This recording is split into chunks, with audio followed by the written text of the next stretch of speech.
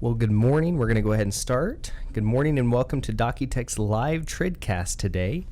I am your host, David Thompson, and with me I have Fred Gooch, DocuTech's General Counsel and VP of Compliance, and Anne-Marie Poirier-Marquez, one of DocuTech's Regulatory Compliance Specialists. Today we'll be discussing the loan cost section on the loan estimate, but before we get started, we want to thank everyone for joining the webinar today. If you do have questions, please submit those through the question portal on GoToWebinar, and our moderators will get those to us.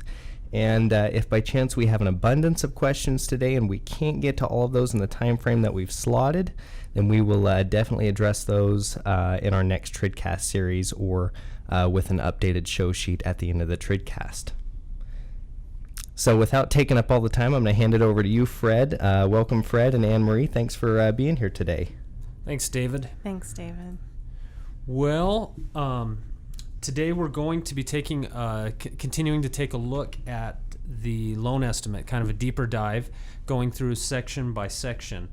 And so we are I'm going to be showing some different forms on the screen that I'll be sharing with you as we talk about the different sections that are contained here on the loan estimate. So what we're going to do is we're going to kind of start off where we left off last week, because during the last TRIDcast. The last TRIDcast we talked about the projected payments table. So we're going to start off here with the last element that is included on page 1 of the loan estimate, and that is the costs at closing section. So here you can see the costs at closing, and the first section is the estimated closing costs. And this is going to show you the amount of loan costs and other costs and lender credits. And it kind of summarizes the information that you have on page 2 of the loan estimate. So it also refers you and tells you to see page 2 for details. Now I'm going to show you so you can see here are your loan costs on page 2. They're here in this section on the left-hand section of the form. The other costs are here on the right-hand section, and then your lender credits are disclosed down here in line J. Now this is just a test loan that we've pulled out of our system, and so there's a lot of test data on here, so don't get hung up on the fee naming conventions and whatnot. That's what we use to test different things here. But that gives you an idea of what you've got here in your loan, in the estimated closing costs and where it comes from on page 2 of the loan estimate. So the next thing that we're going to look at is this section right here, which is the estimated cash to close. Anne-Marie. And the estimated cash to close is pretty self-explanatory. Where you see the $0 listed on our example, it says it includes the closing costs, and it tells you to go see the calculating cash to close on page 2. And when you scroll down to page 2, you can see this entire section that has the total closing costs, the closing costs financed, which is the amount paid by the consumer, down payments from the borrower, deposits, funds for borrower, seller credits, and adjustments for other credits. And once all of that is calculated, the amount that you would see on the estimated cash to close, that figure would be plugged right back in to that bottom section on page 1 that we previously saw. So there is going to be one change that you could possibly have, and I'm going to switch over here to another example. And this is from the CFPB's, one of their examples on their website. Here you can see what the cash to close table would look like in the case of a refinance. So in transactions where you don't have a seller, you can use this alternative closing table. And what it essentially does here is it indicates to the borrower whether they're going to be receiving cash or whether they're going to have to come up with cash. So it indicates whether cash is due to or due from the borrower. And if you're going to utilize the alternative costs at closing table on page 1 of the LE, then you have to use the alternative calculating cash to close table on page 2. So you can see down here, now we have a different calculating cash to close example, and it comes up and tells us basically that in this example the borrower is going to receive the $24,901, and then that comes right back up here on page 1. So this is really just a summary of that table that you see on page 2. So that's the cost at closing table. It's fairly easy and self-explanatory. Now we're going to move on to page 2 of the loan estimate. We're going to kind of take a look at the loan cost section. But Anne-Marie's going to give us kind of an overview of everything that you find here on page 2 of the loan estimate. We've broken down the overview into 4 main categories, and the first category is the loans to cost section and the other cost sections. And you can see both of those highlighted in black at the very top of page 2. The loan costs are the costs paid by the consumer to the creditor and third-party service providers that provide services required by the creditor to originate the loan. And under other costs, this will include all of the taxes, governmental recording fees, and other payments that are involved in the closing process. When these amounts are plugged in, all of them are going to be rounded to the nearest dollar, whether it's under the loan cost section or the other cost section. But you'll notice on the right-hand side under section F that says prepaids and section G that says initial escrow payment at closing. In those 2 sections, if you're calculating them by daily amounts, those daily amounts are not rounded, but the calculated amounts for those items are rounded to the nearest dollar amount. The next section that we have in the overview is the calculating cash to close, which we kind of already touched a little bit before on the end of page 1. So if we scroll down a little bit further, on this example, you'll see that the calculating cash to close shows the loan amount, the total closing costs, and then the estimated total payoff and payments, because this is the refinance example. So obviously this section shows you how much cash is needed at closing or how much cash will be received back at closing, as in this example for a refinance. The third section, and I don't know if we have an example for this, but it would be an extra section that's added to page 2. Oh, here we go. And this is the adjustable interest rate table. So if your loan has an adjustable interest rate, then this section would show up on page 2, and it will show you all of these categories like the index and margin, the initial interest rate, the minimum or maximum interest rate, the changes in frequency, and the limits on the interest rate charges. That will go into more detail with in another TRIDcast. And then the fourth category that we have, and I'm seeing it doesn't look like we have an example of the adjustable payments table, but okay. That's one that could appear here, and I know that's what you're going to talk about right now, right? It is the one that I'm going to talk about right now.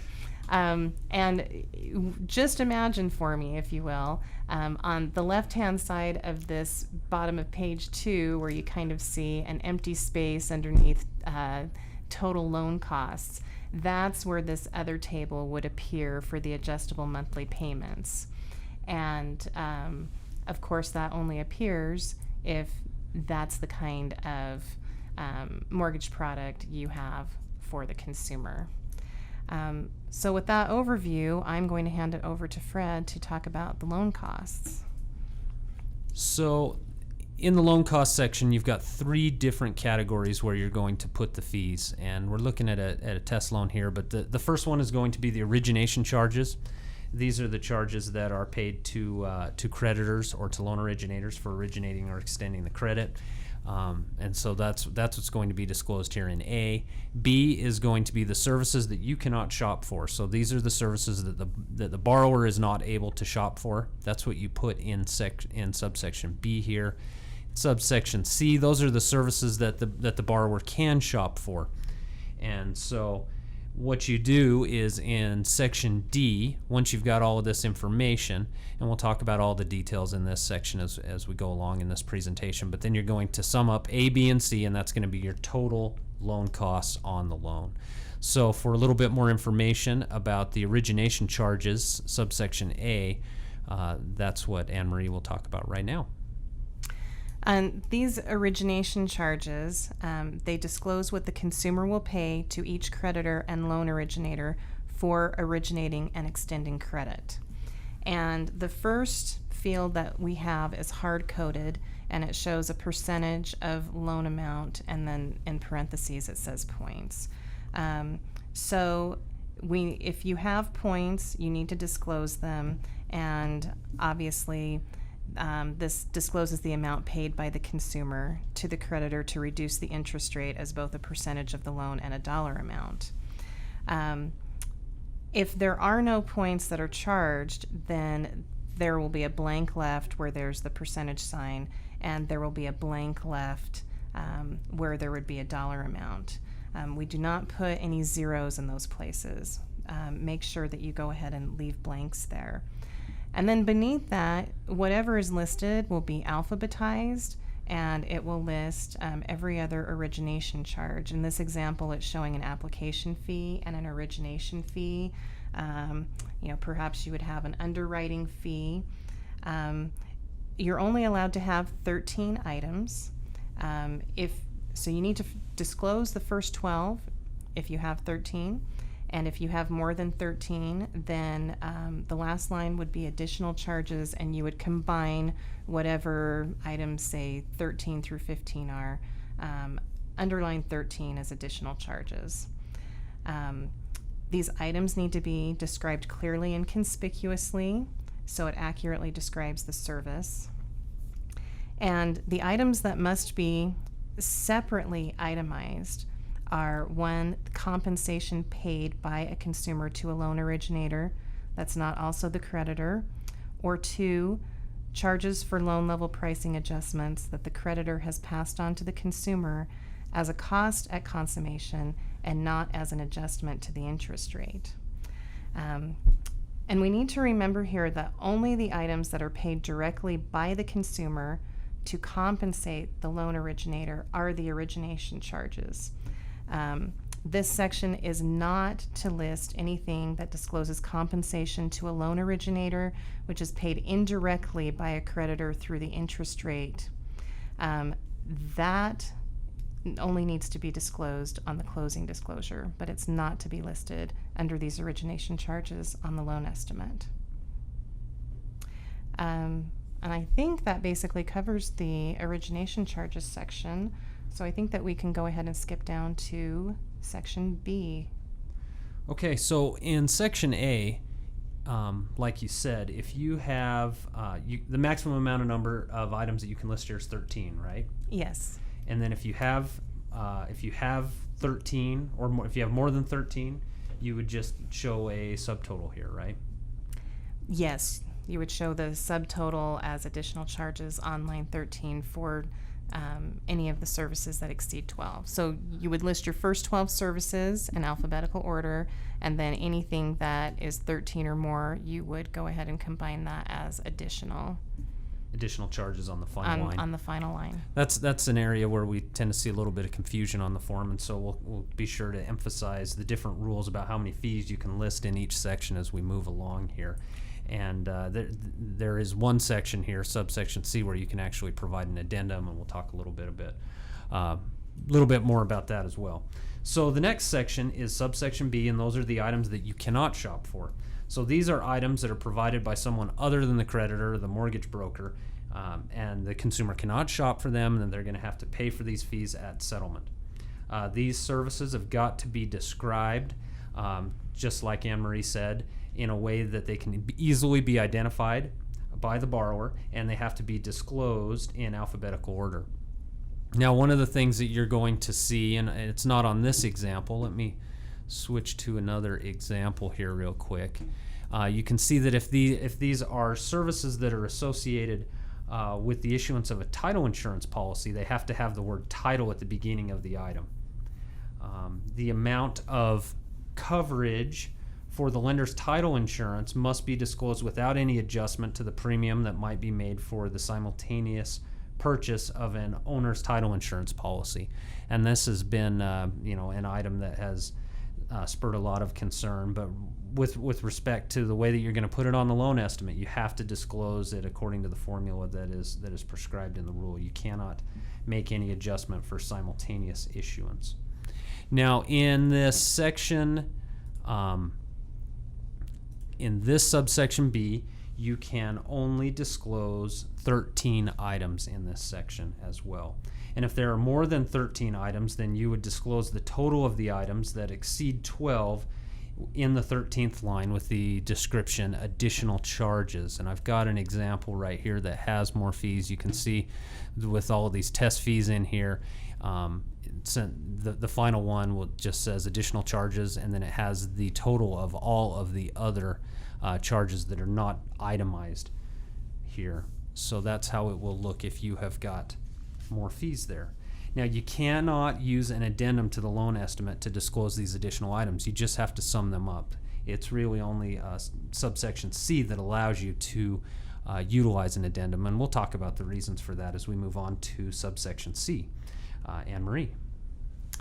And I just wanted to note that when Fred was showing that example and it was listing title and then a hyphen and describing further what kind of title service the borrower is supposed to be paying for, the example that we had was showing that under section C, even though Fred was talking about section B. The reason for that is because title services can be services that either cannot be shopped for or can be shopped for, and that is just a preference that the lender can have. So even though he was talking about those title services, they can be listed in either B or C depending on lender preference. But in this section C, it's the services that the borrower can shop for, and as like the other sections before, these need to be clearly identified. They need to be listed in alphabetical order. But instead of maxing out at 13 fields of information, in this section, there can actually be 14 fields of information. But if it exceeds 13, then in the 14th, what you need to do is list additional charges, total that up like you would have in the other sections that only had 13. And now we're dealing with 14 instead. But if you do have those additional charges, then, as Fred already mentioned, you need to have an addendum to the loan estimate that discloses what that total on line 14 is, identifying all of those additional items. And some of the examples that they give for extra services that can be shopped for are, like I'd mentioned before, some of these title services, if the lender allows the borrower to shop for them, and say pest inspections or survey fees. So I'm just going to quickly interrupt here because, excuse my ignorance, so I saw an addendum for section C, but I did not see one for A or B. So what, if there's some overlapping fees, what would happen with those? Are they itemized, or are they just totaled up at the end of the section, or how does that work? Right, so for A and B, if you exceed 13 fees, then you just put the additional charges, like this is the example right here, you can see it in section B. You just add up what all of those charges would be, and then that's the final line that you have. That's your 13th line. And that's what you do for A and B, but section C is a little bit different in that if you exceed the amount, then you can use an addendum so that the borrower can see all the fees. And I've thought to myself, well, why did they do it that way? And I think the reason is that really the borrower can't do anything about A or B. A or B is what it is because it's the fees that you're charging them, and it's the fees that the that the borrower can't shop for. So it doesn't matter really if they're all itemized or not. What they wanted to do was itemize as many as they had space for, and then after that just kind of lump sum them all so that the borrower would be able to compare to another loan estimate and see, okay, what are my charges here? C is a little bit different in that you're going to have all these charges listed, and then you're also going to have a service provider document which is going to tell them which ones they can shop for and which ones they can't, which is going to give them some service providers that they can select from off the list, I should say. I see. And so they need to see all of the amounts and all of the estimates. And it's important to the borrower, if they are going to shop for them, that they have, for these services, that they have all of the information there. And so that's why I believe they allowed for an addendum on this provision of the document and not in subsection A or B. At least that's what makes sense to me. Yeah. And it makes sense to me too. So really quick for our listeners right now, now would be a great time if anyone has any questions. We would love to answer any questions that you have pertaining to this or anything about TRID or anything in that aspect. So if you have any questions, please submit those through the question portal on the GoToWebinar, and we can go ahead and get our moderators to get those to us, and we'll get those answered. So. All right. Did you have any other items you wanted to touch on in subsection C, Anne-Marie? No, none that I can think of. Okay. So the last section is pretty easy. It is the total loan cost, subsection D. You're going to take the totals that are in A and the totals in B and the totals in C, and you're going to add them all up, and they're going to total here in subsection D to give the borrower the total loan cost. Now remember, the total loan cost is also going to be reflected up here in the cost at closing, right here at the very beginning in the estimated closing costs. So it's summarized for the borrower on page 1, because the CFPB has this idea that if the borrower is going to look at one page, they should look at page 1, and it should be able to help them shop.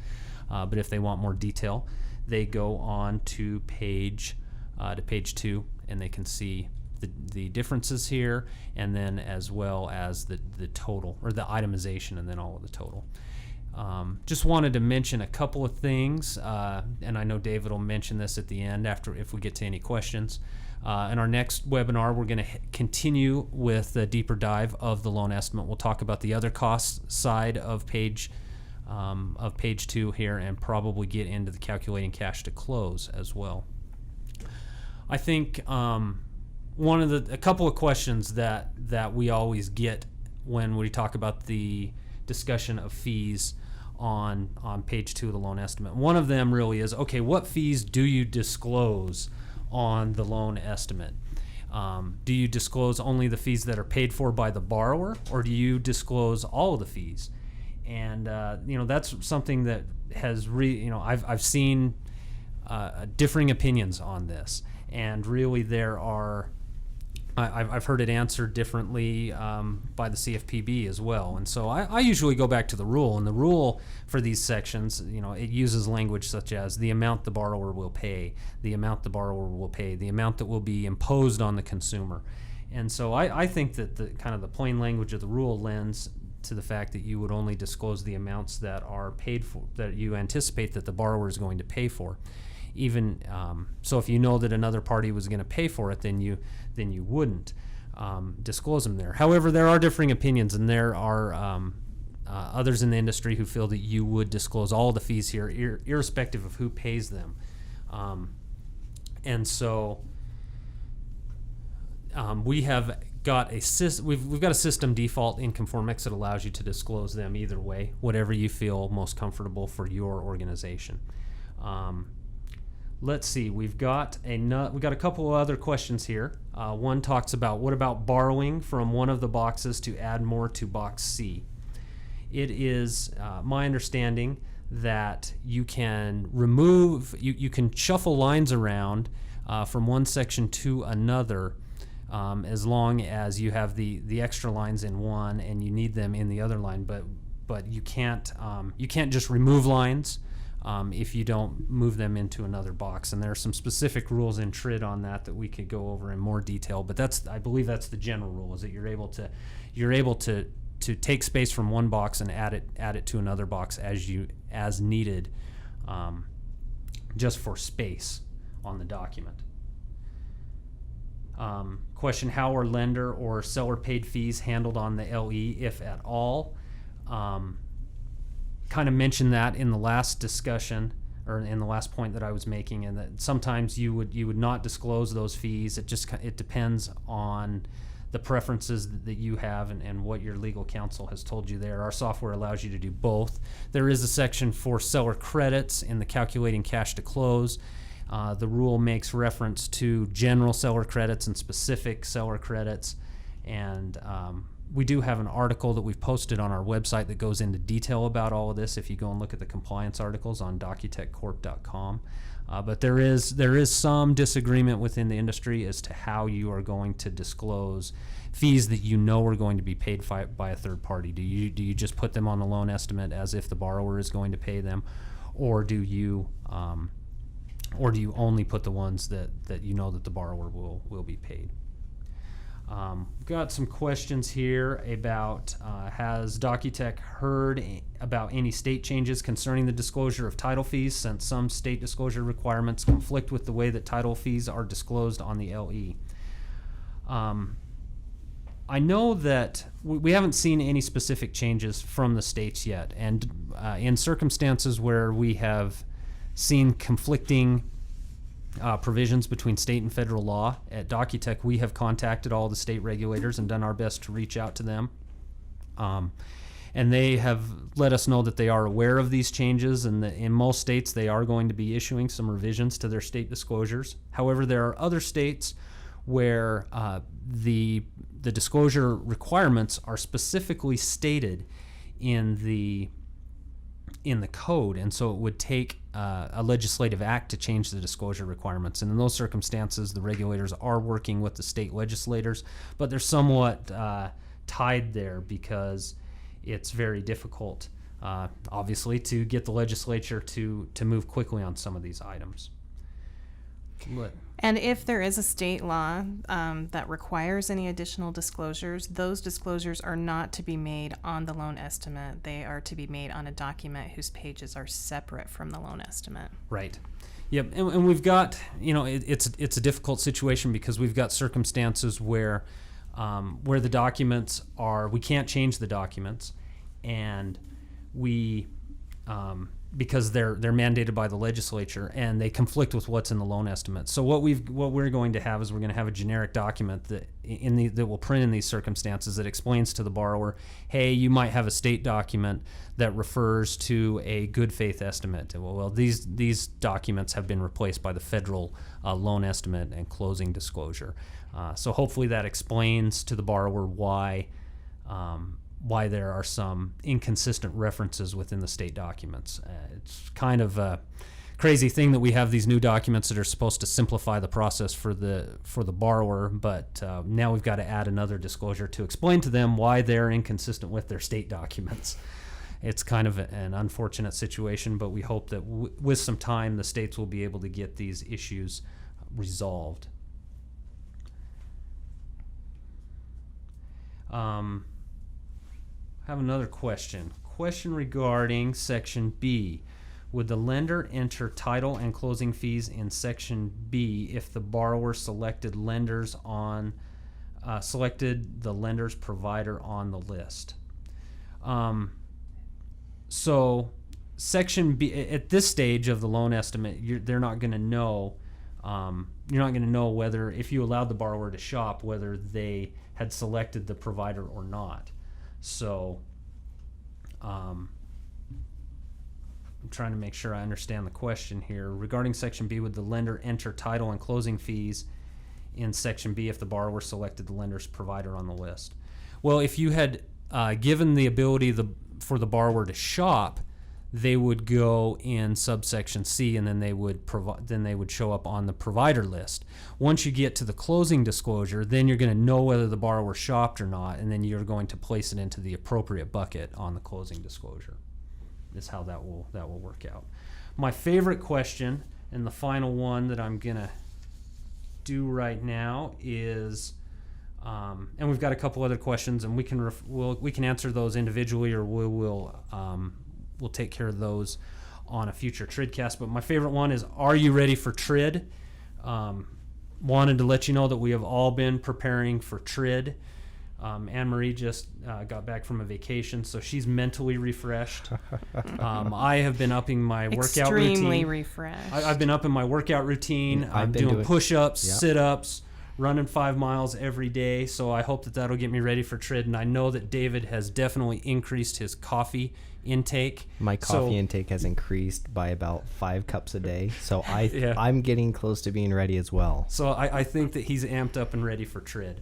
But no, to seriously answer your questions, we're going to be ready for TRID. We do anticipate that there will be tweaks that we'll need to make to the systems down the road as additional testing is completed by our customers. But we're confident that the system is ready and we'll be able to meet all of your needs as we go forward towards the effective date here in October. So with that, we'll turn the time back over to David. Well, thanks, Fred. Thank you, Anne Marie. I definitely appreciate the insight. I know our viewers do as well. We hope you enjoyed today's TRIDcast, and if you have any further questions, please email us at trid@docutechcorp.com. And